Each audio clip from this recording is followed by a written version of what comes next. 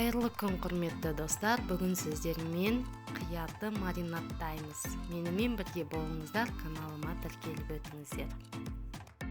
Ол үшімен ең алдымен біз қиярларымызды жақсылап жуып тазалап, тастай суға 3-4 сағатқа салып қоямыз.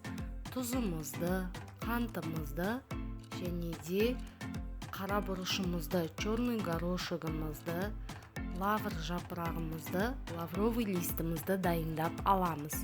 Мен осылай қара бұрышты да, лавр жапырағын да барлығын суға салып қоямын. Онымен қоса банкамыздың түбіне салу үшін бізге хрень жапырақтары қажет болады. Оны да суға салып қоямын. Укроп қажет болады. Дәл видеода көрсетілгендей петрушканы да осылай суға салып қоямын. Және де қалауларыңызша райхан шөбін қоссаңыздар болады.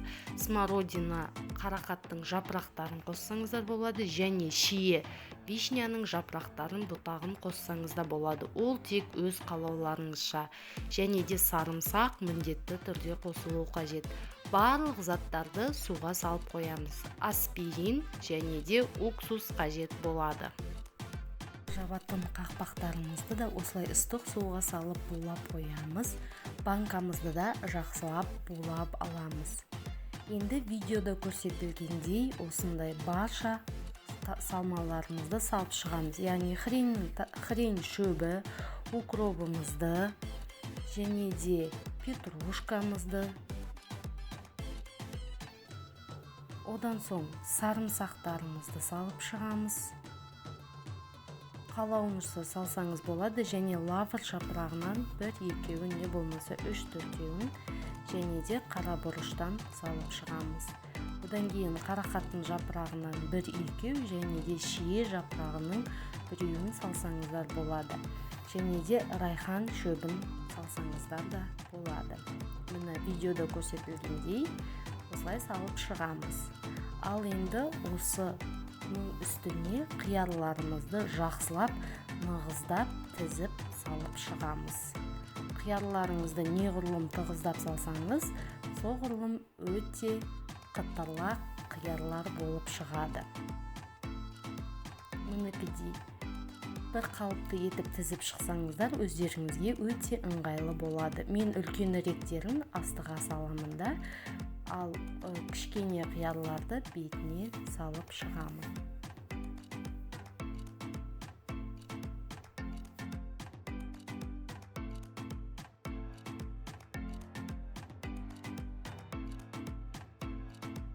Мінекей видеода көрсетілгендей осылай қиярларымыздың барлығын жақсылап нығыздап салып шығамыз.